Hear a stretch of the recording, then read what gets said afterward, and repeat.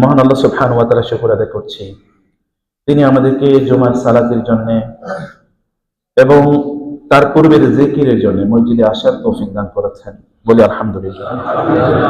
রাসূলুল্লাহ সাল্লাল্লাহু আলাইহি ওয়াসাল্লাম এর উপর দরুদ এবং সালাম বর্ষিত হোক। আল্লাহুম্মা সাল্লি ওয়া সাল্লিম আলা নাবিয়িকা মুহাম্মদ, আল্লাহুম্মা সাল্লি আলাইহি, আল্লাহুম্মা বারিক আলাইহি। জুমাবারে বেশি বেশি দরুদ পড়তে হয়। রাসূলুল্লাহ সাল্লাল্লাহু আলাইহি ওয়াসাল্লাম তিনি বলেছেন, জুমার দিন তোমরা আমার কাছে বেশি বেশি দরুদ পড়ো। তোমাদের দুরুদ মানে সালাত ও সালাম আমার কাছে উপস্থাপন করা হয়। সে কারণে শর্টেস্ট ফর্ম, যেটা সবচেয়ে ছোট ফর্ম, সাল্লাল্লাহু আলাইহি ওয়াসাল্লাম পড়েন। এবং আমার ব্যক্তিগত অভিজ্ঞতা হলো, আপনি দুরুদ পড়লে আল্লাহ তাআলা আপনার বিপদ দূর করে দেবেনই। সহিহ হাদিসে এসেছে, রাসূল সাল্লাল্লাহু আলাইহি ওয়াসাল্লাম বলেছেন, দুরুদ পড়লে বেশি বেশি তিনটি কাজ করবে। আপনার টেনশন দূর হবে, আল্লাহ ঋণ পরিশোধের ব্যবস্থা করে দেবেন, গুনাহগুলো মাফ করে দেবেন। এর বেশি বেশি দূর, এটা তো আপনার কাছে মেডিসিন, কারো কাছে যাওয়ার দরকার নেই, মেডিসিন আছে আপনার কাছেই। সম্মানিত ভাইরা এবং বোনেরা,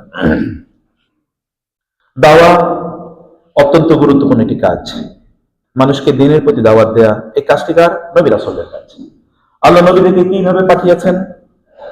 আল্লাহ বলেছেন তার রাসূলকে কেন্দ্র করে, ইন্না আরসালনাকা শাহিদাও ওয়া মুবাশশিরাও ওয়া নাযীরা ওয়া দাঈয়ান ইলাল্লাহি বিইذনিহি ওয়া সিরাজান মুনীরা।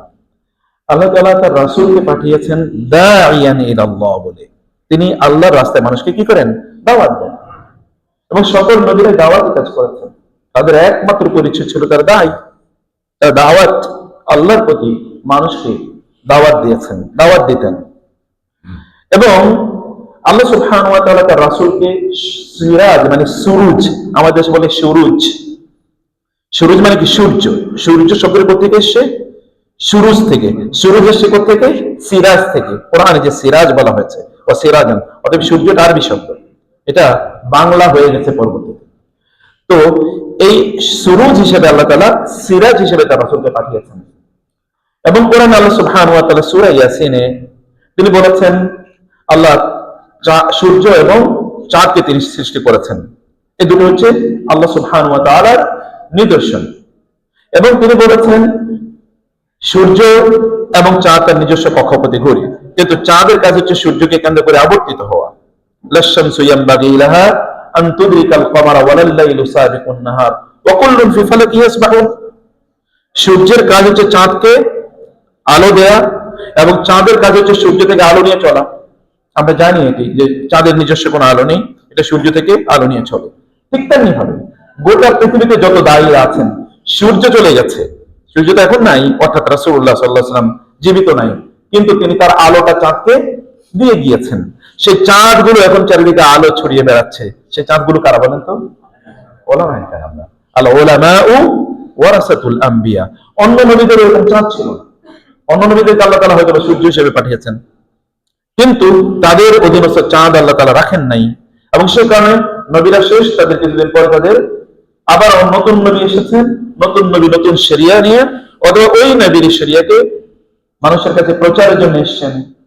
যেমন বনি ইসরাঈলে অনেক নবী এসেছে, কিন্তু আল্লাহ সুবহানাহু ওয়া তাআলা রাসূলুল্লাহ সাল্লাল্লাহু আলাইহি ওয়াসাল্লামকে সর্বশেষ নবী হিসেবে পাঠিয়েছেন। তিনি আকাশের সূর্যের মতো করে আলো দিয়ে গেলেন, আর এখন চাঁদগুলো ওই আলো এখন মানুষের কাছে বিতরণ করে বেড়াচ্ছে। কিন্তু আলো পেতে হবে কোথা থেকে? সূর্য থেকে। চাঁদের নিজস্ব কোনো আলো আছে? নাই। অতএব সূর্য থেকে আলো নিতে হবে। ঠিক তেমনি ভাবে এখনকার দাওয়াতি কাজ যারা করেন, তারা আলো নেবে কার কাছ থেকে? রাসূলুল্লাহ সাল্লাল্লাহু আলাইহি ওয়াসাল্লামের কাছ থেকে। বুঝতে পারছেন তো? সেখান থেকে আলো না নিয়ে নিজের মতো করে যদি সে আলো ছড়াতে চায়, তাহলে আলো ছড়াতে পারবে? কি ছড়াবে? অন্ধকার ছাড়া কিছুই ছড়াতে পারবে না। এই কারণে দাওয়াতি কাজ যাদেরকে করতে হবে, তাদেরকে অবশ্যই রাসূলুল্লাহ সাল্লাল্লাহু আলাইহি ওয়াসাল্লাম এর কাছ থেকে পলিসি পদ্ধতি নিয়ে তাকে দাওয়াতি কাজ করতে হবে। এবং আল্লাহ সুবহানাহু ওয়া তাআলা কোরআনে দাওয়াতি কাজ করা এটি মানুষের জন্য বাধ্যতামূলক করে দিয়েছেন, ফরজ করে দিয়েছেন, মানুষের ব্যক্তি লেভেল অনুসারে। এটি ওয়ালতাকুম মিনকুম উম্মাতুন ইয়াদউনা ইলাল খায়রি ওয়া ইয়া'মুরুনা বিল মা'রুফি ওয়া ইয়ানহাউনা আনিল মুনকার ফালাউলা নাফারা মিন কুল্লি ফিরকাতিন মিনহুম তা'iফাতুন লিয়াতাফাক্কাহু ফিদ দীনি ওয়া লিয়ুনযিরু কওমাহুম ইযা রাজাউ ইলাইহিম লা'আল্লাহুম ইয়াহদারুন আল্লাহ তাআলা বলেছেন মুমিনদের মধ্যকার একটি দল, তারা স্পেশালাইজড দাওয়াতি ট্রেনিং অথবা দাওয়াতি জ্ঞান অর্জন করে তারপরে তারা দাওয়াতি কাজ করবে। এটা একটা গুরু, তারা স্পেশালাইজড, তারা দ্বীনের গভীর জ্ঞান অর্জন করেছে। লিয়াতাফাক্কাহু ফিদ-দ্বীন, so that they have earned deeper knowledge of Islam. এবং ওয়ালিয়ানযিরু কওমাহুম ইযা রাজাউ ইলাইহিম, যখন তারা they will come back to their people, যখন তারা তাদের লোকদের কাছে ফিরে আসবে, তখন তারা কি করবে? তাদেরকে সতর্ক করবে। কারণ আল্লাহ সুবহানাহু ওয়া তাআলা রাসূলুল্লাহ সাল্লাল্লাহু আলাইহি ওয়াসাল্লামকে লিয়াকুনা লিল আলামিনা নাযীরা, তিনি নাযীর হিসেবে পাঠিয়েছেন, বাশীরাও ওয়া নাযীরা। রাসূল সাল্লাল্লাহু আলাইহি ওয়াসাল্লাম কেবল সুসংবাদ দেন না, মোটিভেশনাল স্পিকারদের মতো আপনাকে মোটিভেশন দিয়ে গেছে। মোটিভেশন বিশেষ করে ইয়াং জেনারেশন এখন মোটিভেশনের সাথে খুবই পরিচিত। অনেক মোটিভেশনাল স্পিকারের মোটিভেশন শুনে না তিনি খুবই মোটিভেটেড, বাসায় যেতে যেতে মোটিভেশন কি পাংচার হয়ে গেছে। আপনি যদি বেলুনের মধ্যে যদি মানে বাতাস ঢোকান, হাওয়া ঢোকান, কিছুক্ষণ পরে হাওয়া চলে গেলে বেলুনের কোনো অস্তিত্ব খুঁজে পাওয়া যাবে? এই তথাকথিত মোটিভেশনাল স্পিকার আর তথাকথিত মোটিভেটেড লোকেরা এরা ওই রকম, একজনে হাওয়া দেয় আরেকজন হাওয়া চলে যায়।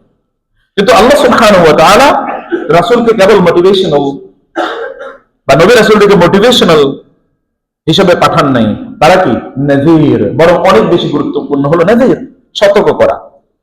লিতুনযিরা মান কানা হাইয়া, যেন আপনি সতর্ক করতে পারেন জীবিতদেরকে।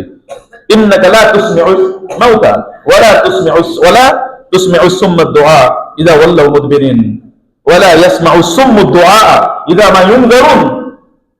আল্লাহ তাআলা বলেছেন যে সকল লোকেরা বধির এবং যারা অন্ধ, জীবন মৃত, জীবিত থেকে যারা মৃত, এদেরকে আপনি শোনাতে পারবেন না, তারা শুনবেন। অতএব সব দুটো সমন্বয়, একদিকে মোটিভেশন আছে, অন্যদিকে এনজার আছে। এনজার মানে হচ্ছে সতর্ক করা, অ্যাডমনিশন, মানুষকে ভয় দেখানো যে তোমরা ফাকাইফা তাত্তাকুনা ইন কাফারতুম ইয়াওমান ইয়াজআলুল বিলদানা শিবানিস সামাউ মুনফাতিরুম বিহি কানা ওয়াদুহু মাফউলা। সেদিন তো ভয় পেয়ে লাভ নাই, ভয় পেতে দেখুন। এই ভয় দেখানো, সতর্ক করার কাজও নবী রাসূলরা করেছেন। যাই হোক, আল্লাহ সুবহানাহু ওয়া তাআলা দাওয়াতি কাজ করা আমাদের জন্য লেভেল ওয়াইজ বাধ্যতামূলক করে দিয়েছেন। আপনারা যারা আছেন দিনের গভীর জ্ঞান অর্জন করার সময় পাননি বিভিন্ন কারণে, হয়তো আগে কেউ বুঝায়নি, বলেনি, এত গুরুত্ব আগে বুঝেননি, দাওয়াত এইভাবে আপনার কাছে পৌঁছেনি, পিতামাতা সেভাবে সিদ্ধান্ত নিতে পারেনি, সমাজ কনটেক্সট, সোসাইটি এগুলো কোনোটাই আপনার ফেভারিট ছিল না। দেয়ার মাইট বি মেনি রিজনস। তো আপনি এখন যতটুকু জ্ঞান অর্জন করেছেন ততটুকু আপনি মানুষের কাছে পৌঁছেন।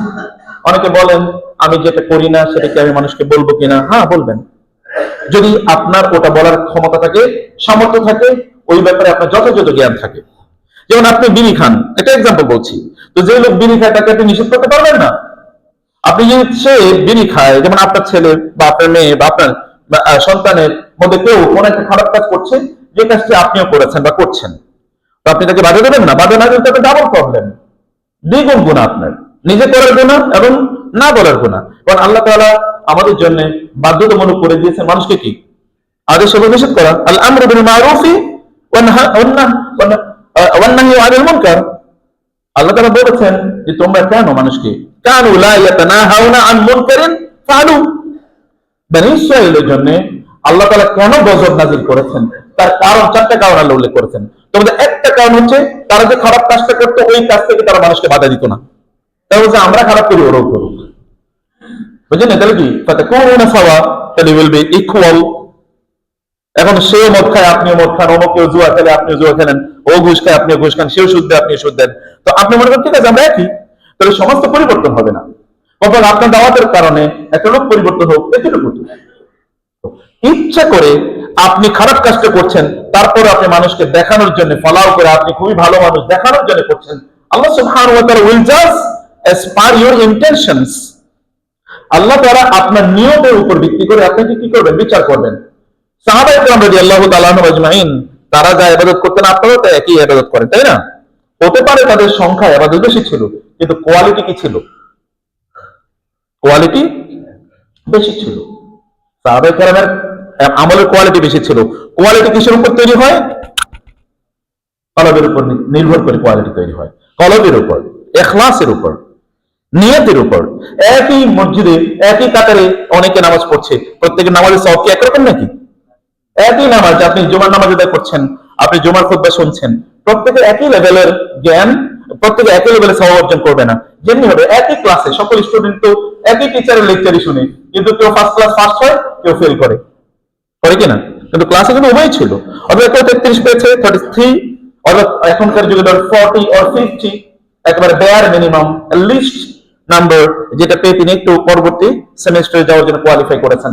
আর একজন 100 মধ্যে 100 পেয়েছেন। অর্থাৎ quality matters and quality differs. এটা আপনার অন্তরটা কিভাবে কথাগুলো শুনছে, ধারণ করছে, তার উপর নির্ভর করে, অথবা আপনি কতটুকু আল্লাহর ভালোবাসে যে কাজটি করছেন তার উপর নির্ভর করে। প্রিয় ভাইরা, বোনেরা আমার, আমি মূল আলোচনা থেকে যেন ডেভিয়েট না হই, সেজন্য আবার coming back to the main discussion. সেটা কি? আল্লাহ সুবহানাহু ওয়া তাআলা এর পথে আমাদেরকে দাওয়াতি কাজ করা লাগে। কেবল দাওয়াতি কাজ এটা আলেমদের জন্য ছেড়ে দেবেন না, আপনাদেরকেও দাওয়াতি কাজ করতে হবে। আপনার পরিচয় আপনি করবেন, আপনার অধীনস্থ যারা আছে তাদেরকে আপনি যতটুকু ভালো সত্য জানেন ততটুকু আপনি বলবেন। আল্লাহ রাসূল সাল্লাল্লাহু আলাইহি ওয়াসাল্লাম বলেছেন, কুল্লুকুম রাইন ওয়া কুল্লুকুম মাসউলুন আন রাইয়াতিহি। তোমরা প্রত্যেকেই দায়িত্বশীল, তোমাদের অধীনস্থদের ব্যাপারে তোমাদেরকে জিজ্ঞাসা করা হবে। ইন্নাল্লাহা সাইলুল কুল্লা রাইন আম্মা ইসতারআহু আহাফিজা আম দাইয়া।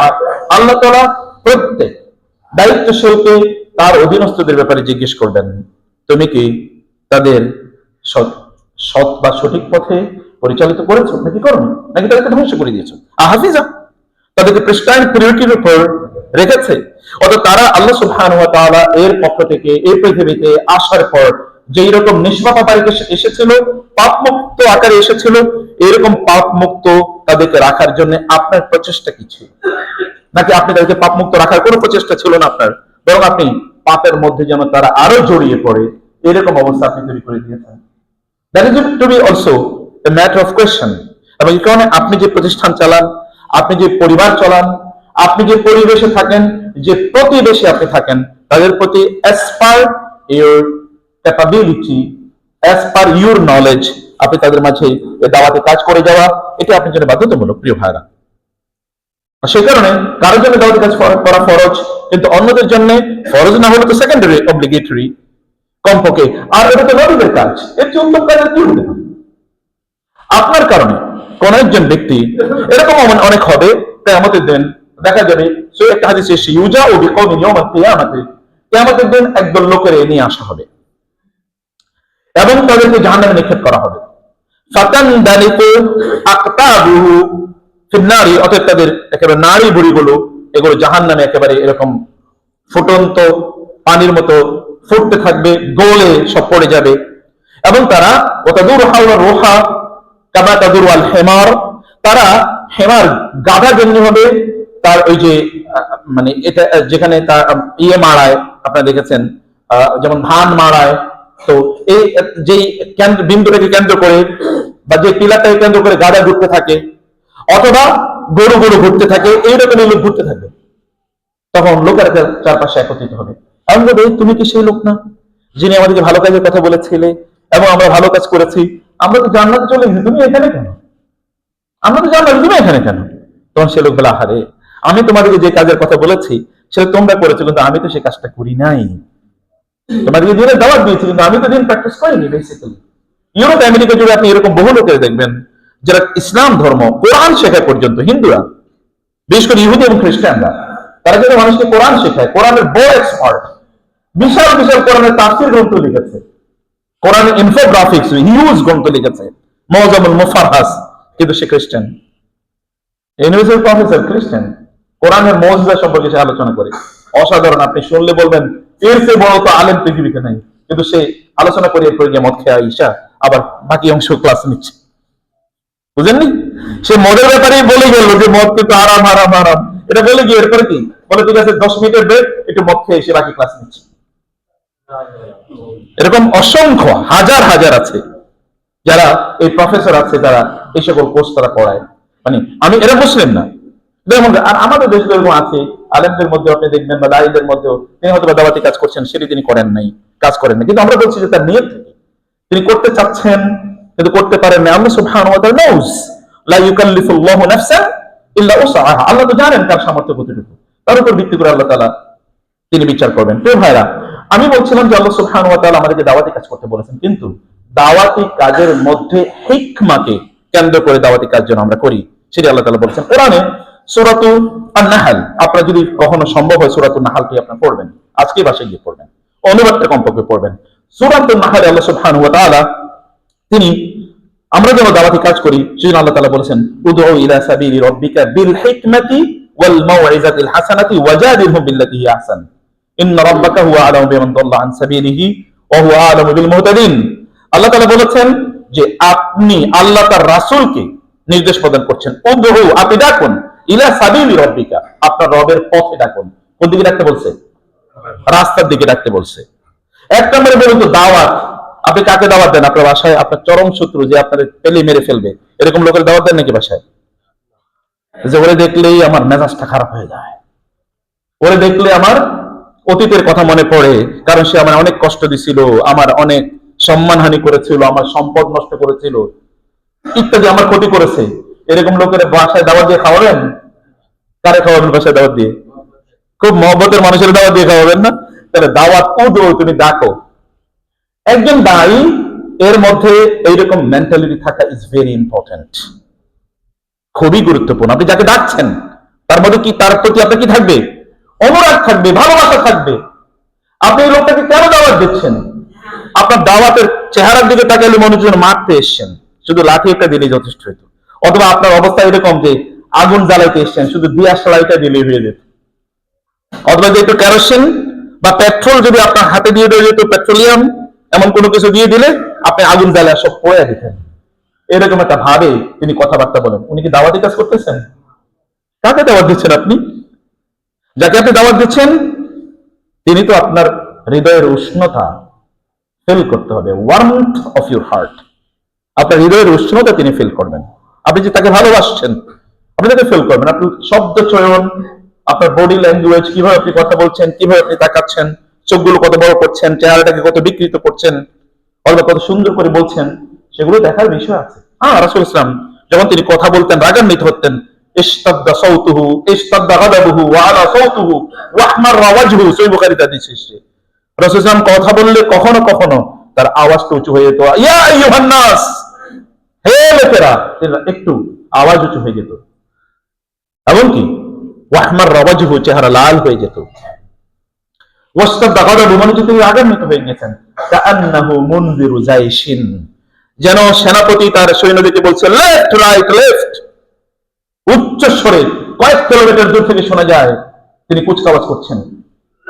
এটা সব সময় না, রেয়ারলি, বেয়ারলি এটা তিনি করতেন, খুবই কম, খুবই কম, মাঝে মাঝে এটা তিনি করতেন। যখন মানুষকে দেখতেন একটু ডেভিয়েশন হয়ে যাচ্ছে, অথবা তাদের কাছে মেসেজটা মানে শক্তিশালী ভাবে পৌঁছানো দরকার, সে কারণে তিনি বলতেন। যেমন দাজ্জালের আলোচনা তিনি রাগান্বিত হয়ে বলেছেন, হ্যাঁ হাযিহি তাওবা হাযিহি তাওবা হাযিহি তাওবা, আমি কি তোমাদেরকে বলি নাই দাজ্জাল মদিনায় প্রবেশ করতে পারবে না? এই যে তামিম আদ-দারি ফাতিমা বিনতে কায়েস এর হাদিসে যে দাজ্জালের কথা আলোচনা এসেছে এবং যেই নগরীতে দাজ্জাল প্রবেশ করতে পারবে না বলেছে, দাজ্জাল বলেছে তওবা, আমি বলেছি এটাই তওবা, এটাই তওবা, এটাই তওবা, এটাই তাইবা, এটাই তাইবা, এটাই তাইবা, মানে মদিনা।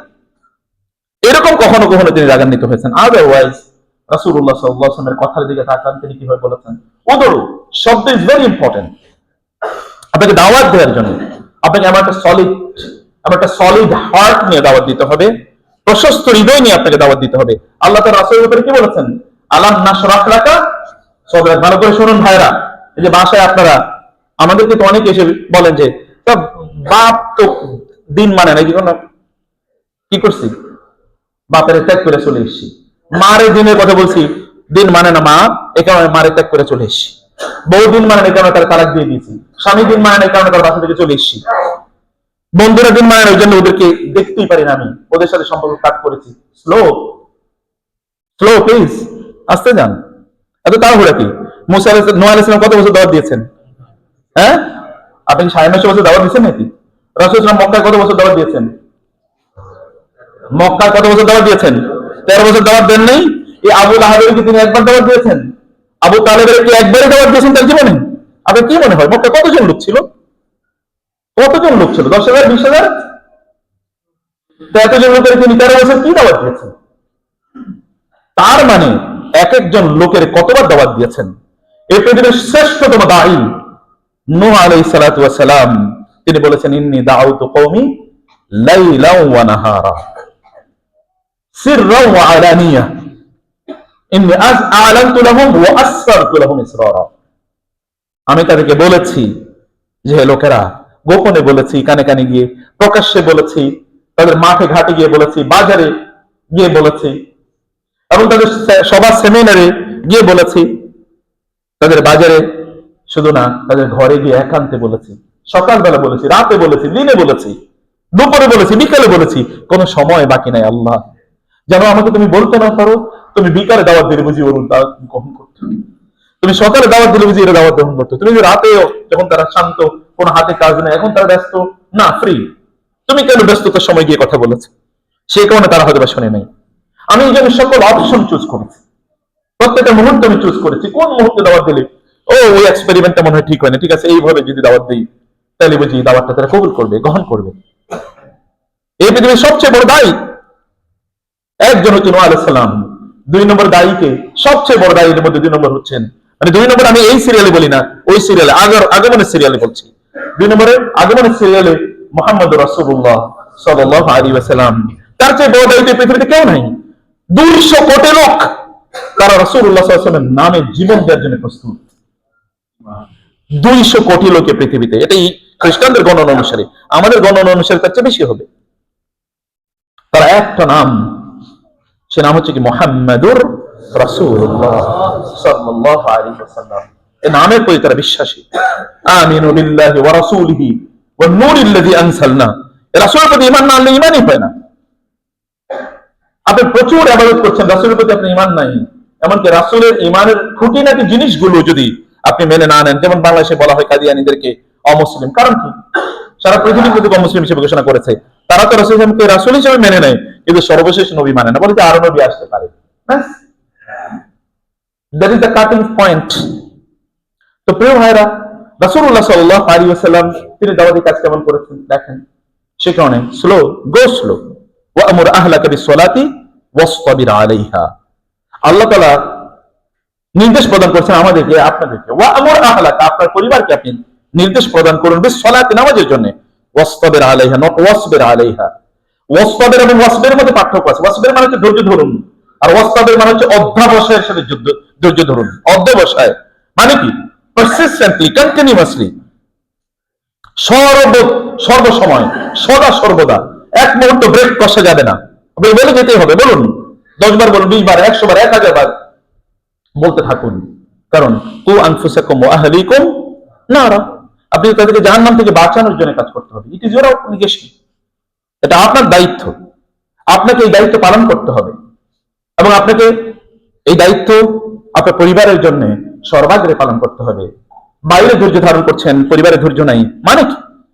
আপনি জানেন আপনার রাসূল সাল্লাল্লাহু আলাইহি ওয়াসাল্লাম কান আরহাবুন নাস বিইয়ালিহি আরফাকুন নাস বিইয়ালিহি।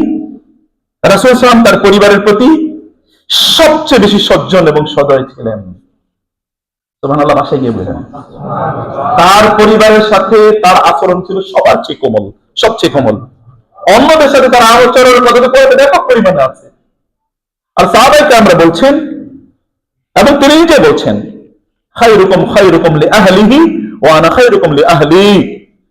পরিবারের কাছে যারা সেরা তারাই সেরা মানুষ, আমি আমার পরিবারের কাছে সবার চেয়ে সেরা। আপনার পরিবারের ব্যাপারে আপনি বলেন তো, দাবি করে বলতে পারবেন আমার পরিবারের লোকেরা আমার কাছে সবচেয়ে প্রিয়, আমার পরিবারের লোকদেরকে আমি সবার চেয়ে বেশি ভালোবাসি? এটা বলতে পারবেন? বলতে পারবেন না, আমি জানি, কারণ এই ট্রেনিং আমাদের কাছে নাই। আমাদের ট্রেনিং হলো পরিবারের লোকজনের সাথে যত খারাপ আচরণ করা যায়। বাইরে গিয়ে একেবারে ফেরেশতা, কিন্তু বাসার মধ্যে কি ফেরাউন। বাইরে ফেরেশতা, বাসায় ফেরাউন। আছে কিনা এরকম? মোস্ট অফ দ্য পিপল এর ক্যারেক্টার এরকম। আর কেউ যদি একটু দিনদার হয়, আল্লাহ ওয়ালা হয়, তাহলে তো তার দিকে তাকানো যায় না। আমি নামাজ পড়ি, আর পরিবারের সবাই মনে করে সব জাহান্নামী, আমি কেবল একমাত্র জান্নাতি। ইয়াং জেনারেশনের মধ্যে এরকম যারা নতুন একটু দিনই ভালোবাসা তৈরি হয়েছে, আই অ্যাপ্রিশিয়েট ইউর ফিলিং। আপনাদের পরিবারের লোকজনকে দিনের প্রতি নিয়ে আসার জন্য আপনাদের খুব আকাঙ্ক্ষা আছে, আগ্রহ আছে, আমি এটা I love it, appreciate it, এটা খুবই ভালো। কিন্তু ধৈর্য ধরেন প্লিজ। আপনি তো আপনার বাবাকে দাওয়াত দিচ্ছেন, আপনি তো আপনার মাকে দাওয়াত দিচ্ছেন, আপনি আপনার স্ত্রীকে দাওয়াত দিচ্ছেন, আপনার স্বামীকে দাওয়াত দিচ্ছেন, আপনার সন্তানদেরকে দাওয়াত দিচ্ছেন, অন্য কাউকে না। রাসূল সাল্লাল্লাহু আলাইহি ওয়াসাল্লাম বলেন নাই মুরু আওলাদাকুম বিস-সালাতি ওয়া হুম আবনাউ সাবঈন ওয়া দরিবুহুম আলাইহা ওয়া হুম আবনাউ আশরিন। তোমাদের সন্তানকে নামাজের আদেশ দাও 7 বছর বয়স থেকে শুরু করো, আর শাসন করো কয় বছর বয়সে গিয়ে? 10 বছর। বাকি 3 বছর কি করবেন? শুধু ঘুমাবো নাকি? কি করবে? শুধু আদেশ, শুধু আদেশ। 3 বছরে কতবার আদেশ দেওয়া হয় চিন্তা করে দেখেন তো। শাসন কিন্তু এর আগে নাই, 10 বছরের শাসন, এর আগে শাসন এ রাসূল সাল্লাল্লাহু আলাইহি ওয়াসাল্লাম বলেছেন। সে কারণে পরিবারের সদস্যদেরকে আরো ভালোবেসে ওরা ফিল করুক আপনার হৃদয়ের উষ্ণতা, তাদেরকে আপনি সেভাবে বলুন। আল্লাহ তাআলা তার রাসূলকে বলেছেন, ইয়া আইয়ুহাল মুদ্দাসসির কুম ফাআনজির ওয়া রাব্বাকা ফাকাব্বির ওয়া সিয়াবাকা ফাতাহির ওয়ার রুজ্জা ফাহজুর ওয়া লা তামনুন তাস্তাকসির ওয়া লা তামনুন তাস্তাকসির ওয়া লিরাব্বিকা ফাসবির। আল্লাহ তাআলা ওয়া আনজির আশিরাতাকাল আকরাবিন। রাসূলুল্লাহ সাল্লাল্লাহু আলাইহি ওয়াসাল্লামকে আল্লাহ তাআলা প্রথমে ইয়া আইয়ুহাল মুযাম্মিলু কুমিল লাইলা ইল্লা ক্বালিলা নিসফাহু আও ইনকুস মিনহু ক্বালিলান আও জিদ আলাইহি ওয়া রাত্তিলিল কুরআনা তারতিলা। আগে আল্লাহ তাআলা তার রাসূলকে বলেছেন আপনি নিজকে আপনি প্রস্তুত করেন। এরপরে 2 নম্বর হচ্ছে কুম ফাআনজির, এবার দাঁড়ান। আগে বলছে কুম আল্লাইলা ইল্লা ক্বালিলা, নামাজ পড়ার জন্য দাঁড়ান। এবার বলছে কি কুম ফাআনজির, পরিবারের সদস্য যারা আছে তাদেরকে আল্লাহর ব্যাপারে সতর্ক করার জন্য এবার দাঁড়ান। 2 বার দাঁড়াবে, 2 বার দাঁড়াবে, 2 বার উদ্যোগ গ্রহণ করুন। বিছানা থেকে উঠুন, আপনার বিছানায় শুয়ে থাকার কথা না, আপনি এই কাজ করবেন। একবার হচ্ছে নামাজের জন্য আল্লাহর সাথে সম্পর্ক, বিল্ডিং ইউর কানেকশন উইথ আল্লাহ, আর 2 নম্বর হচ্ছে building your connection with your relatives, with your family members. এই আয়াত নাযিল হলে, সূরা নাযিল হলে রাসূল সাল্লাল্লাহু আলাইহি ওয়াসাল্লাম বললেন, ইয়া ফাতেমা বিনতে মুহাম্মদ, হে আমার মেয়ে ফাতেমা, আই লাভ ইউ, তুমি কি জানো আমি তোমাকে প্রচন্ড ভালোবাসি মা, কিন্তু তোমাকে একটা কথা বলে রাখি, তাহলে আনকিজি নাফসাকি মিনান নার, তোমার নিজের জাহান্নাম থেকে বাঁচাও মা। ফা ইন্নী লা উগনি লাকা মিনাল্লাহি শাইআ, কারণ কিয়ামতের দিন আমি কিচ্ছু করতে পারবো না। ইয়া আব্বাস আম্মা রাসূলিল্লাহ, হে আব্বাস, রাসূলের চাচা, আপনি জানেন আমি আপনাকে শ্রদ্ধা করি, ভালোবাসি চাচা, আপনি প্লিজ জাহান্নাম থেকে বাঁচুন, নিজকে রক্ষা করুন, আমি আপনাকে বাঁচাইতে পারবো না কিয়ামতের দিন। এখন আমি যা বলার বলে যাচ্ছি সফটলি, চিন্তাকে বলছেন, হৃদয়কে স্পর্শ করেন, কেমনে দেখেন, হৃদয়কে স্পর্শ করেন তিনি, তাদেরকে দেখেছেন, তাদেরকে বলেছেন ওয়ালা তামনুন তাস্তাকসির। আল্লাহ বলেছেন খবরদার আপনি মনে করবেন না যে আপনি অনেক বলে ফেলছেন, আই হ্যাভ সেড এনাফ, তোমাদেরকে বলছি, যথেষ্ট বলি। যেমন আপনাদেরকে দেখবেন যে আপনারা, আমরা যেটা কাজ করি সাধারণত অনেক সময় এমন হয়, বাচ্চাদেরকে নামাজের জন্য ডাকছি, এই নামাজে উঠো, নামাজে উঠবি নাকি লাঠি নিয়ে আসবো? প্রথমে কি এই নামাজে উঠো, 2 নম্বর নামাজে উঠবি নাকি লাঠি নিয়ে আসবো? কেন ভাই দিকে ওর বাবা উঠো না প্লিজ, চলো তোমার সাথে একসাথে মসজিদে যাই, মা চলো একসাথে তাসবিহ করি। আপনার সফট ল্যাঙ্গুয়েজ কোথায় গেল? এটা আপনার পরিবার সবচেয়ে বেশি পাওয়ার অধিকার রাখে। এটা হলো দাওয়াত, শব্দটার মধ্যেই এরকম ভালোবাসা আছে। কারণ আপনি যাকে ঘৃণা করেন তাকে দাওয়াত দেন না বাসায়, যাকে দাওয়াত দেন তার জন্য অনেক আপ্যায়ন করেন। আল্লাহ তো সেই একই শব্দ উল্লেখ করেছেন, এটাও তো দাওয়াত, ওটাও দাওয়াত, ওটাও তো দাওয়াত, সেটাও দাওয়াত। আপনি আল্লাহকে যখন বলেন এটাও দাওয়াত, দাওয়াতুল মাজলুম, ওটাও তো দাওয়াত, বা সেটাও দোয়া, একই শব্দ থেকে। আল্লাহকে যখন ডাকেন আপনি, তখন আপনি চিৎকার চেঁচামেচি করে ডাকেন, তুমি যদি আমার এটা না দাও তাহলে খবর আছে আল্লাহ, এটা কি বলেন আপনি? No, you completely submit to Allah. যখন ইফকার লাহু রাব্বুহু আসলিম ক্বালা আসলামতু লিরাব্বিল আলামিন, যখন ইব্রাহিমকে আল্লাহ বললেন ইব্রাহিম তুমি আত্মসমর্পণ করো, ইব্রাহিম আলাইহিস সালাম বললেন আসলামতু লিরাব্বিল আলামিন, জগৎ সমূহের রবের কাছে আমি আত্মসমর্পণ করব। কোনো পজ নাই, দেরি নাই, কোনো পজ নাই, দেরি নাই। আল্লাহ সুবহানাহু ওয়া তাআলা এর কাছে যখন আপনি প্রার্থনা করেন তখন এরকম বিগলিত অন্তরে আল্লাহর কাছে চাইতে হয়। উদউ রাব্বাকুম তাদাররুআ ওয়া খুফিয়া, আল্লাহকে তোমরা ডাকো গোপনে এবং কান্নাকাটি করে, তোমাদের চোখ থেকে পানি পড়ুক, তোমাদের অন্তরটা প্রকম্পিত হয়ে উঠুক, তোমাদের কণ্ঠস্বর কাঁপতে থাকুক, এভাবে তোমরা তোমার রবের কাছে প্রার্থনা করো, একই শব্দ। ফলে দাওয়াত যখন আপনি দেবেন তখন এটা হচ্ছে আপনার কাজ, শব্দ চয়ন। আর রিফক, রাসূলুল্লাহ সাল্লাল্লাহু আলাইহি ওয়াসাল্লামের রিফকের অবস্থা দেখেন তো, তিনি কেমন, আপনি কথা শুনেন না, আপনি তাকে প্রত্যেক ওরে অনেকবার বলছি, আর বলবো না, তোমার বহুতবার বলছি যাও, ইউ আর লস্ট, তোমার দিকে আত্মা কেমন, তোমার আর দাওয়াতই আমি দেবো না। রাসূলুল্লাহ সাল্লাল্লাহু আলাইহি ওয়াসাল্লাম কেমন করেছেন। এমনকি সাহাবায়ে কেরাম রাদিয়াল্লাহু তাআলা আনহুম আজমাইন এর অবস্থা চিন্তা করে দেখেন তো। সাহাবায়ে কেরাম রাদিয়াল্লাহু তাআলা আনহুম আজমাইন, আপনারা উহুদের যুদ্ধে কি ঘটেছিল আপনি জানেন। সোফা থেকে রাসূলুল্লাহ সাল্লাল্লাহু আলাইহি ওয়াসাল্লাম নিজেই শহীদ হয়ে যাওয়ার মতো কি ঘটনা ঘটেছে না? ওয়া মুহাম্মাদুন ইল্লা রাসূল কদ খালাত মিন ক্বাবলিহির রাসূল আফা ইম্মাতা আও কুতিলান কালাবতুম আলা আকাবিকুম। কি ব্যাপার? মুহাম্মদ সাল্লাল্লাহু আলাইহি ওয়াসাল্লাম একজন রাসূলই, তার পূর্বে কি আগে রাসূল যায় নাই? তারা কি মারা যায় নাই? তিনি মরে গেলে কি তোমরা তোমাদের বাপ দাদার ধর্মে ফিরে যাবে? আল্লাহ তাআলা বলছেন তিনি যদি মরে যান বা যুদ্ধের ময়দানে শহীদ হন, তাহলে কি তোমরা তোমাদের বাপ দাদার ধর্মে ফিরে যাবা? তিনি তো ইন্নাকা মাইয়িতুন ওয়া ইন্নাহুম মাইয়িতুন, আপনি তো মারা যাবেন, আপনি কি কিয়ামত পর্যন্ত বেঁচে থাকবেন নাকি? তো রাসূল সাল্লাল্লাহু আলাইহি ওয়াসাল্লাম বেঁচে থাকলে কেবল তার দিন প্র্যাকটিস করবে এমন কি? আপনি জানেন ওমর রাদিয়াল্লাহু তাআলা আনহু রাসূলুল্লাহ ইন্তেকাল করেছেন, তারা এভাবে মেনে নিতে পারেন নাই। ওমর রাদিয়াল্লাহু তাআলা আনহু বললেন, কেউ যদি বলে মুহাম্মদ সাল্লাল্লাহু আলাইহি ওয়াসাল্লাম মারা গিয়েছেন, আমি তাকে তলোয়ার দিয়ে হত্যা করব। এইরকম একটা অবস্থা। সাহাবায়ে কেরাম কেমন একাত্ম ছিলেন রাসূল সাল্লাল্লাহু আলাইহি ওয়াসাল্লামের সাথে। সাহাবায়ে কেরাম রাদিয়াল্লাহু তাআলা আনহুম উহুদের যুদ্ধে রাসূলুল্লাহ বললেন, তোমরা এই পাহাড় থেকে যাবে না। এর মধ্যে 50 জনকে বললেন, তোমরা এই পাহাড় থেকে যাবে না, জাবালুর রুমাত, তীরন্দাজদের পাহাড়, তোমরা এখান থেকে সরবে না। এমনকি যুদ্ধের ময়দানে যদি আমরা পরাজিত হই, সকল চিল যদি আমাদের দেহগুলোকে একেবারে ছিন্ন বিচ্ছিন্ন করে দেয়, তাহলে তোমরা এখান থেকে নড়বে না। কিন্তু যুদ্ধ শেষ হওয়ার আগে সাহাবায়ে কেরামদের মধ্যে যে তীরন্দাজরা, তারা এখান থেকে সরে চলে এসেছে।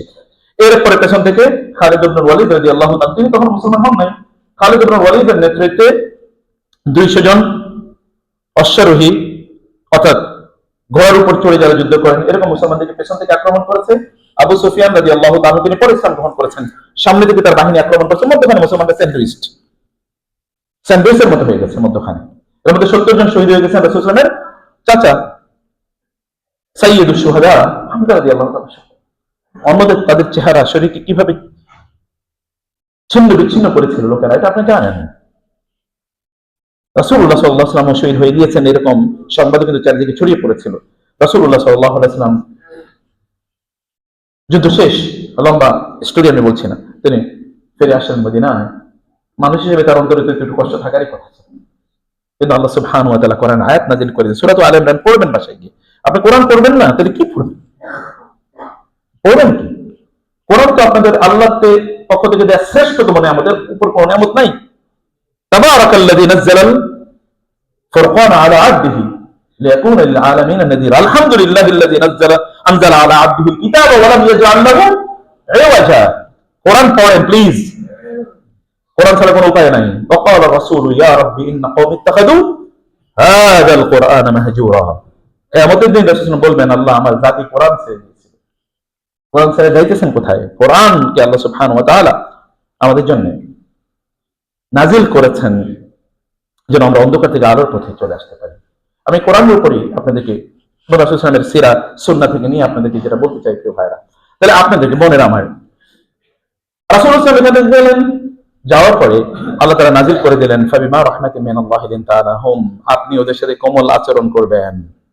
তাদের সাথে ওই যে ওইখান থেকে তাদেরকে সরতে নিষেধ করা হয়েছে, এবং অন্যরা গনিমতের মাল নিয়ে ব্যস্ত থাকবে না, এটাই তাদের প্রতি নির্দেশ। কিন্তু তারা একদল গনিমতের মাল কালেকশন নিয়ে ব্যস্ত, আরেকদল ওইখান থেকে সরে গিয়েছে। ওখানে রাসূল সাল্লাল্লাহু আলাইহি ওয়াসাল্লাম নিহত হয়ে যান এবং তার দাঁত শহীদ হয়ে গেছে, আপনি জানেন এটা। এইরকম একটা অবস্থায় আল্লাহ তাআলা নাজিল করে দিলেন, খবরদার এদের সাথে কোনো কঠিন আচরণ করা যাবে না। ওয়ালাউ কুনতা ফাযযান গালিযাল কলবি লানফাদ্দু মিন হাওলিক, আপনি যদি কর্কশ ভাষায় বলেন, এই তোমাদেরকে বলেছিলাম এখান থেকে কেন সরলা, যদি বলো তোমাদের কারণে এরকম ঘটনা ঘটেছে, এরকম যদি ব্লেম গেম এদিকে যান, লানফাদ্দু মিন হাওলিক, সব চলে যাবে, সবাই চলে যাবে। ভাই কুল ডাউন প্লিজ। রাসূলুল্লাহ সাল্লাল্লাহু আলাইহি ওয়াসাল্লামের কাছে ইহুদি এসে বললেন, আসসালামু আলাইক, আপনার ধ্বংস হোক। রাসূলুল্লাহ বললেন কেবল ওয়া আলাইক। আয়েশা রাদিয়াল্লাহু শুনে বললেন, ওয়া আলাইকুম আসসালাম ওয়া লানাতুল্লাহি ওয়া গাদাবুল্লাহ, তোমার উপর আল্লাহর লানত পড়ুক। তোমরা রাসূলকে এসে বলুন আপনার ধ্বংস হোক। রাসূল বলেন, ইয়া আয়েশা মাহকেলি আমহিলি। আয়েশা থামেন প্লিজ, এরফিকি একটু কোমল আচরণ করেন, একটু হৃদয় শান্ত হন। আয়েশা বলেন, ইয়া রাসূল আপনি কি শুনেন না ওরা কি বলেছেন? তিনি বলেন, আয়েশা আপনি কি শুনেছেন আমি কি বলেছি? আমিও তো শুধু বলছি ওয়া আলাইকুম, তোমরা যা বলছো তোমাদেরও তাই হোক, আমি তো কিচ্ছু বলি নাই। কিন্তু আয়েশা মনে রাখবেন, ইন্নাল্লাহা রাফিকুন ইউহিব্বুর রিফকা, হে আয়েশা আল্লাহ তিনি খুবই কোমল ভাষী, যারা কোমল ভাষী আল্লাহ তাআলা তাদেরকে ভালোবাসেন। আপনার পরিবারে এই দাওয়াতি কাজ করে আপনি এইরকম ভালোবাসার পাত্র হয়ে যেতে পারেন, আল্লাহর মাহবুব হয়ে যেতে পারেন। ভাইরা, পরিবারে দাওয়াত তো আপনার, বাইরের কথা আমি পরে বলছি। দাওয়াত আপনি যখন দেবেন এইভাবে এরকম করে আপনি দাওয়াত দেন। আমাকে একবার এসে বললো যে এরকম এরকম স্ত্রীকে দাওয়াত দেয়, মানে তার স্ত্রী ওরকম দাওয়াত শুনে না, কথাবার্তা শুনে না। ঠিক আছে, আপনি তাকে দাওয়াত দিয়ে যান, সুন্দর আচরণ করেন, সুন্দর আচরণ করেন। 6 মাস পরে দেখা গেল যে তিনি তাহাজ্জুদের নামাজে দাঁড়িয়েছেন, তার স্ত্রী হিজাব পড়েছে, তার পাশে এসে তাহাজ্জুদের নামাজে দাঁড়িয়ে গেছে। পরিবর্তন করে দেওয়ার মালিককে বলেন আল্লাহ সুবহানাহু ওয়া তাআলা। কখন যে তিনি অন্তরকে পরিবর্তন করে দেবেন সেটা কেবল তিনি জানেন। বিয়াদিকাল খায়র, আল্লাহর হাতে কেবলমাত্র কল্যাণ। তিনি কাকে কখন দৌলত প্রদান করবেন, কাকে হেদায়েত প্রদান করবেন। ইন্নাকা লা তাহদি মান আহবাবতা ওয়ালাকিন্নাল্লাহু ইয়াহদি মান ইয়াশা। আপনি কাউকে ইচ্ছা করলে হেদায়েত দিতে পারবেন না, হেদায়েত দেওয়ার মালিক কে? আল্লাহ তাআলা। আপনি তো হেদায়েত দেবেন না। প্রিয় ভাই, আল্লাহ কি বলেছেন? উদউ ইলা সাবিলি রাব্বিকা, উদউ ইলা সাবিলি রাব্বিকা। আল্লাহর পথে ডাকতে বলেছেন, আল্লাহর পথে ডাকতে বলেছেন। আপনি আল্লাহর পথে ডাকবেন, পথে উঠিয়ে দেয় কেবলমাত্র আপনার কাজ। আচ্ছা, আমরা মানুষের কোথায় ডাকি? আপনার বাসায় যখন আপনি ডাকবেন তখন বলবেন না ভাই আপনি যে সাভারের রাস্তাটায় আসেন, এরপর রাস্তায় এসে ঘুরতে থাকবে কতক্ষণ ঘুরে ক্লান্ত হয়ে এরপরে বাসায় চলে যাবে। ঠিক এরকম আপনি কি করবেন? আপনি তাকে বাসার ঠিকানা দেবেন, ভাই এটা হচ্ছে আমার বাসা। তো আপনি তো বাসায় ডাকেন, আপনি তো রাস্তায় ডাকেন না মানুষের। রাস্তায় দেওয়ার মেহমানকে ডাকা হয় না, কিন্তু আল্লাহ বলছেন সাবিলি রাব্বিকা, আল্লাহর পথে রাস্তায় ডাকো। তার মানে হচ্ছে আপনার কাজ হচ্ছে কেবল রাস্তায় উঠিয়ে দেয়া, বাকিটা কাজ কার? আল্লাহর কাজ। তিনি তারপরে রাস্তা থেকে তাকে জান্নাত পর্যন্ত নিয়ে যাবেন।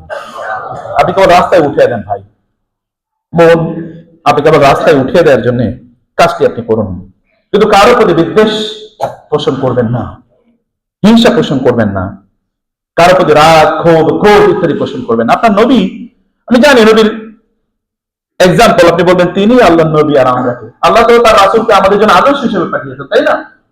রাসূলকে আমাদের জন্য আদর্শ হিসেবে পাঠিয়েছেন না? লাকাদ কানা লাকুম ফি রাসূলিল্লাহি উসওয়াতুন হাসানাহ ইন কুনতুম তুহিব্বুনাল্লাহ ফাত্তাবিউনি। তোমরা আমাকে অনুসরণ করো। আল্লাহকে ভালোবাসার মানে হচ্ছে রাসূলকে অনুসরণ করা। রাসূলকে অনুসরণ করা মানে হচ্ছে আল্লাহর আনুগত্য করা। অতএব রাসূলকে জন্য আল্লাহ তাআলা এমন চরিত্র দিয়েছেন যে চরিত্রটা অনুসরণযোগ্য।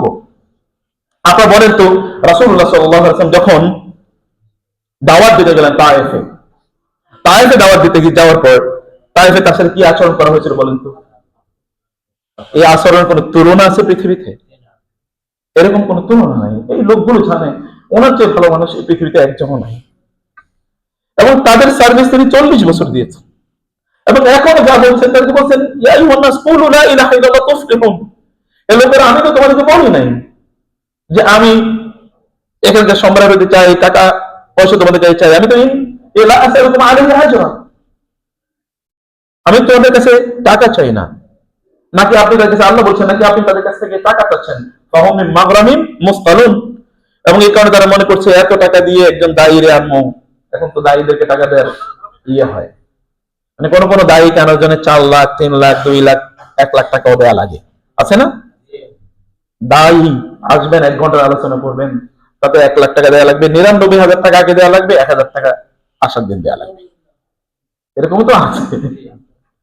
এটা তো ওনাদেরই দোষ না, আমাদেরও দোষ আছে। আমরা তো তাদেরকেই পছন্দ করি, সেলিব্রিটি, অথবা কতক্ষণ হাসাবে, কতক্ষণ কি গাওয়াবে, এইরকম বহুত কাহিনী। শেষ পর্যন্ত কি বলছেন? আজকে মজার ওয়াজ হয়েছে রে, মজার ওয়াজ। কি ওয়াজ হয়েছে তা তো মনে নাই, মজার ওয়াজ হয়েছে। আজকে একটা হাসির ওয়াজ হয়েছে, এটা কিয়ামতের আলামত না? ওয়াজ কি কোনোদিন হাসির হয় নাকি? আলোচনা কি হাসির হয়? কেন আলোচনা হাসির হয়? আজকে খুব হাসাহাসি হয়েছে। হাসাহাসি করার জন্য জোকার রাহুন এখন হলো দায়ী, জোকার দায়ী। এটা হচ্ছে কিয়ামতের আলামত। এবং যেমন শ্রোতা তেমনই কি বক্তা, আমাদের রুচি যেমন আমাদের আলোচক তেমন। রাসূলুল্লাহ সাল্লাল্লাহু আলাইহি সাল্লাম এর চেয়ে ভালো মানুষ এই পৃথিবীতে একজন আল্লাহ তৈরি করেন নাই, এর চেয়ে উত্তম মানুষ পৃথিবীতে আল্লাহ তাআলা তৈরি করেন নাই। রাসূলুল্লাহ সাল্লাল্লাহু আলাইহি ওয়াসাল্লাম এর জীবন নিয়ে আল্লাহ তাআলা কসম করেছেন। ফালা ওয়া রাব্বিকা, আল্লাহ নিজের কসম না করে বলছেন, আপনার রবের কসম করে আমি বলতেছি, আপনার রবের কসম। তার মধ্যে কোথায় আল্লাহর কাছে? ওয়া ইন্নাকা লাআলা খুলুকিন আযীম, এই কথা পৃথিবীর কারোর জন্য আল্লাহ বলেন নাই, এবং তার জন্য বলেছেন। আপনার চরিত্র এবং সাহাবায়ে কেরামরা সূর্যের দিকে তাকিয়ে, কখনো চাঁদের দিকে তাকিয়ে এবং রাসূলের দিকে তাকিয়ে কেঁদে দিতেন এবং বলতেন, ইয়া রাসূলুল্লাহ, চাঁদে একটু কালো দাগ দেখতে পাই, কিন্তু আপনার চরিত্রে কোনোদিন কোনো কালো দাগ দেখতে পাই না। এরকম যে মানুষের কষ্ট দেয় কি, তিনি কোনোদিন তার কাছে টাকা চেয়েছেন? তাদের কষ্ট দিয়েছেন না, কথা দিয়ে কষ্ট দিয়েছেন। কেবল বলেছেন তোমরা আল্লাহর ইবাদত করো লোকেরা, এই কথাই তিনি বলছেন, বাইরে কিচ্ছু বলেননি। কিন্তু তারপরে তায়েফের ময়দানে তাকে কি কষ্ট দিল, তাকে রক্তাক্ত করে ফেলেছে দুষ্ট বালকদেরকে দিয়ে, বড় রাখো না, দুষ্ট পোলাপাইন এদেরকে দিয়ে তাকে পাথর মেরে মেরে রক্তাক্ত করেছে।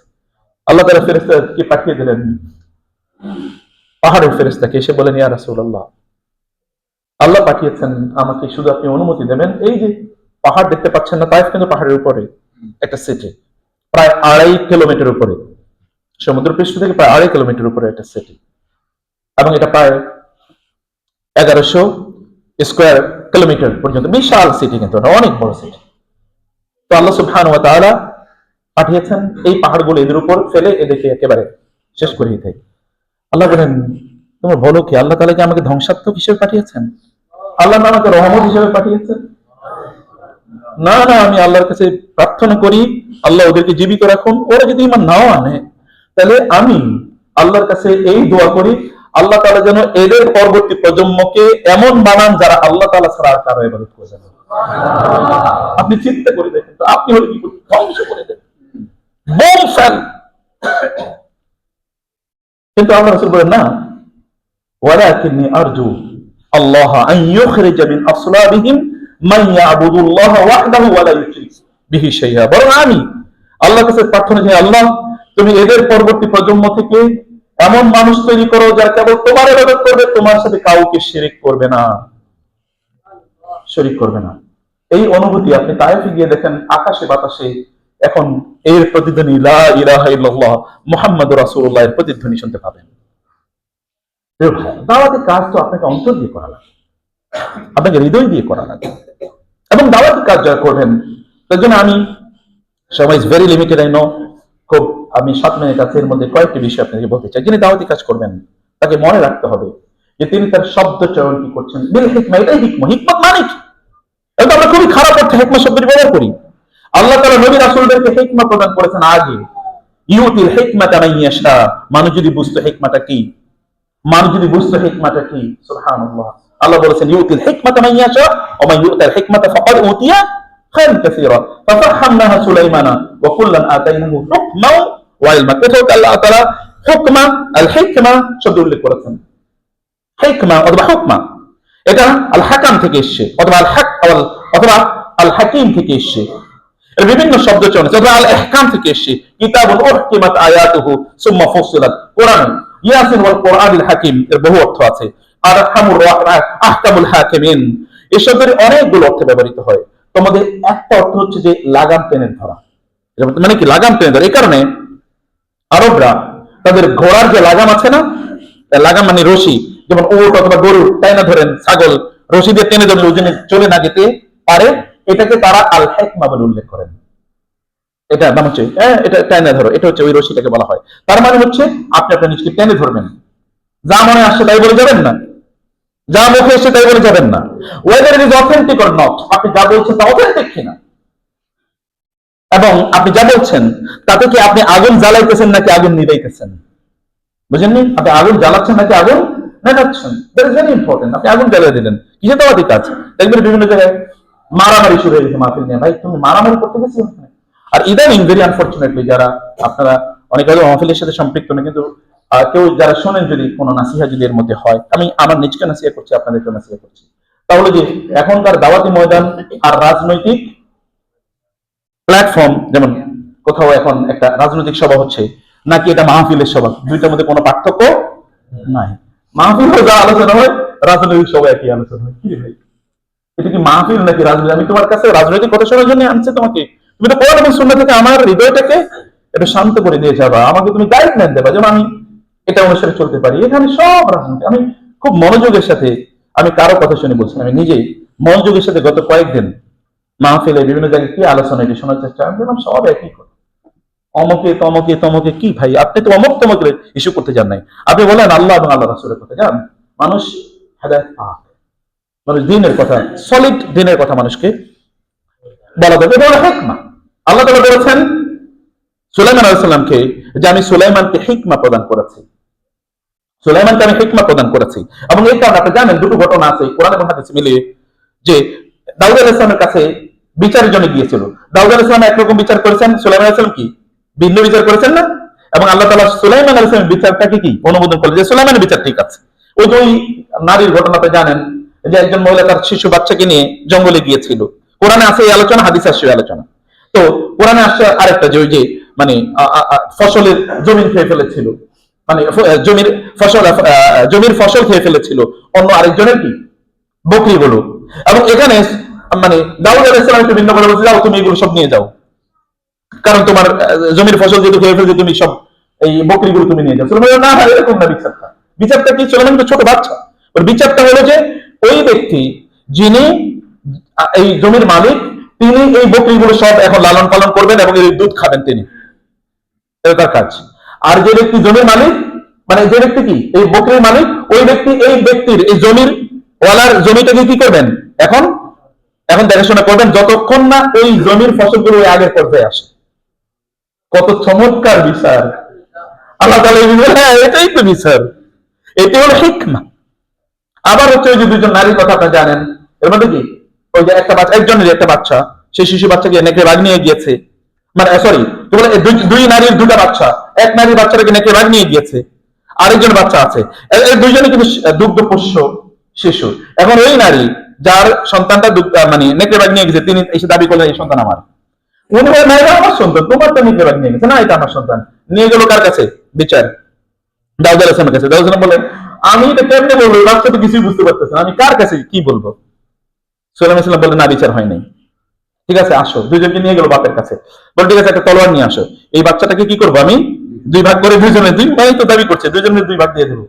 এখন যিনি অরিজিনাল মামাই ছোট জন, একজন ছেলে একটু বয়স্ক আর ছেলে একটু, উনি বলেন না ইয়া মানে সুলাইমান আমার এই বাচ্চার দরকার নেই, ওনার কাছেই থাকবে। সুলাইমান আলাইহিস সালাম বলেন এই যথার্থ মা, এই যথার্থ মা, কারণ উনি তো কোনো কথা বলেন নাই, উনি বলছে আমার কাছে চলে গেছে এই রোজা। কিন্তু সুলাইমান বলছেন যে না এইভাবে করতে হবে, এটা হলো হিকমা। প্রজ্ঞা কাকে বলে? আপনি যা বলছেন দ্যাট ইজ অথেন্টিক। আপনি রিকনসিলিয়েশনে যাচ্ছেন, ইসলাহে যাচ্ছেন, সংকট বাড়াচ্ছেন না, আপনি সংকট কমাচ্ছেন, মানুষের সমাধান দিচ্ছেন, এটাকে বলে হিকমা। উদউ ইলা সাবিলিকা রাব্বিকা বিল হিকমা, হিকমার মাধ্যমে কথা বলে। এখন হিকমা মানে কৌশল, সত্যকে গোপন করে যাওয়া, এটাকে বলা হয়েছে হিকমা। হিকমার নতুন সংজ্ঞা বাইর করছে লোকেরা। হিকমা মানে হচ্ছে সত্যকে গোপন করা, সত্যকে আড়াল করা না, সত্যকে আপনি বলবেন। কিন্তু প্রেজেন্টেশন ম্যাটার্স, আপনি কেমনে বলছেন, কিভাবে বলছেন, দ্যাট ইজ ভেরি ইম্পর্টেন্ট। আল্লাহ সুবহানাহু ওয়া তাআলা তিনি আমাদেরকে বলছেন ওমান আহসানু কাওলাম মিম্মান দাআ ইলাল্লাহ। দাঈরা ভালো করে শুনেন, প্লিজ আপনাদেরকে শুনতে হবে এটা। ওমান আহসানু কাওলাম মিম্মান দাআ ইলাল্লাহি ওয়া আমিলা সালিহা ওয়া ক্বালা ইন্নানি মিনাল মুসলিমিন, ইন্নানি মিনাল মুসলিমিন। একজন ব্যক্তি দাওয়াতি কাজ যিনি করবেন, তিনি তো সুন্দর করে কথা বলবেন, আমরা এত কাহিনী বললাম, কিন্তু তার কাজ হচ্ছে তিনি নিজে ওই আমল করা। ওয়া আমিলা সালিহা, বুঝেন নাই? আগে নিজে আমল করতে হবে। ওয়া আমিলা সালিহা, আপনি দাওয়াত দিলেন, ফজরের নামাজ মিস আছে কিনা? দাওয়াত দিতে দেখলাম তো ভাই, দাওয়াতের কারণে নামাজ পড়তে পারতেছি না, দাওয়াতের কারণে কোরআন পড়তে পারতেছেন। গত এক বছর কোরআন খতম করছেন না? কোরআন ধরতেই পারি না, এত ব্যস্ত। কিসের ব্যস্ততা? দাওয়াতি কাজ না, খুবই ব্যস্ত। দাওয়াত দিতে সবাইকে জান্নাতে নিয়ে যেতে চান, নিজে যেতে জান্নাতে। ওয়া আমিলা সালিহা, নিজে আমল। আমিলা এটা কিন্তু ফেরে মাদি এবং হুয়া এর মধ্যে আছে। হি হুয়া ওয়া আমিলা সালিহা, he himself does the good deeds, সে নিজে ভালো কাজ করে। শুধু তাই, ও ক্বালা, এবং বলে, নিজেই বলে, যে দাওয়াত দিচ্ছে সে নিজে বলে ইন্নানি মিনাল মুসলিমিন ওয়া আনা আউয়ালুল মুসলিমিন। নবী রাসূলদের কাহিনী দেখেন, নবী রাসূলরা সদা সর্বদা বলেছে আমি সর্বপ্রথম আত্মসমর্পণকারী, ওয়া আনা আউয়ালুল আবিদিন, আমি প্রথম ইবাদতকারী। তারা নিজেরা বলেছেন আমরা ইবাদতের প্রথম, আর আমাদের দায়ীরা ইবাদত কি প্রথম না শেষ? Very unfortunate. তা আপনাকে তো আসলে আগে আপনাকে ইবাদত করতে হবে। আল্লাহ সুবহানাহু ওয়া তাআলা আবু বকর রাদিয়াল্লাহু তাআলার ব্যাপারে কোরআন আলোচনা করতে গিয়ে বলেছেন যে যখন তার 40 বছর বয়সে যখন তিনি বুঝলেন ওয়াবালাগ 40 ক্বালা রাব্বি আউজি'নি আন আশকুরা নি'মাতাকা আল্লাতী আন'আমতা আলাইয়া ওয়া আলা ওয়ালিদাইয়া ওয়া আন আ'মালা সালিহান তারদা ওয়া আসলিহ লি ফি যুররিয়্যাতি ইন্নী তুবতু ইলাইকা ওয়া ইন্নী মিনাল মুসলিমিন। দেখেন পুরো আলোচনাটা। আবু বকর রাদিয়াল্লাহু দাওয়াতি কাজ করছেন, কিন্তু তার দাওয়াতি কাজের 5টা বিষয় আল্লাহ আলোচনা করলেন। 5টাতে তিনি এই 5টায় তিনি বললেন, হে আল্লাহ, আমি তোমার কাছে তওবা করি, আমি তোমার জন্য শুকর আদায় করতে পারি, তুমি আমাকে তৌফিক দাও, তোমার জন্য ইবাদত করতে পারি, তোমার তৌফিক দাও। হে আল্লাহ, আমি তোমার কাছে আত্মসমর্পণ করতে চাই, আমার সন্তানদেরকে তুমি আমার মাধ্যমে ঠিক করে দাও। বারবার তিনি আমার আমার আমার আমার কথা বলছেন। ব্যক্তি মানুষের মধ্যে দাওয়াতের প্রভাব তখনই তৈরি করতে পারবে যদি তার নিজের আমলটাই বেড়ে যায়। অনেক সময় খুব কম কথা কিন্তু মানুষের মধ্যে ইম্প্যাক্ট তৈরি করে। অনেক সময় দেখবেন এত মাহফিল, বাংলাদেশ তো পুরো, আমি দেখি জান্নাতের টুকরা হয়ে যাওয়ার কথা, রিয়াদুল জান্নাত হয়ে যাওয়ার কথা পুরো বাংলাদেশ। বাংলাদেশে যে পরিমাণ মাহফিল হয় পৃথিবীর কোথাও হয় না। আমি তো এই আপনারা আমার চেয়ে অনেক বেশি জানেন, পৃথিবীতে কোথাও কি এত মাহফিল হয় না। ইন্ডিয়াতে মানে শুধু ইয়েতে মানে কি বলে পশ্চিমবঙ্গে কিছু এরকম দাওয়াতি কাজ মানে এরকম মাহফিলের স্টাইলে হয়। বাংলাদেশে রাত ভর 1-2 দিন না, কোথাও কোথাও দেখছি 15 দিন, এক জায়গায় দেখলাম 2 মাস ব্যাপী মাহফিল হইতেছে, 2 মাস ব্যাপী। তাহলে এটা জান্নাতের টুকরো হয়ে যাওয়ার কথা ছিল না? কিন্তু চোর বাটপার কি বাড়তেছে না কমতেছে?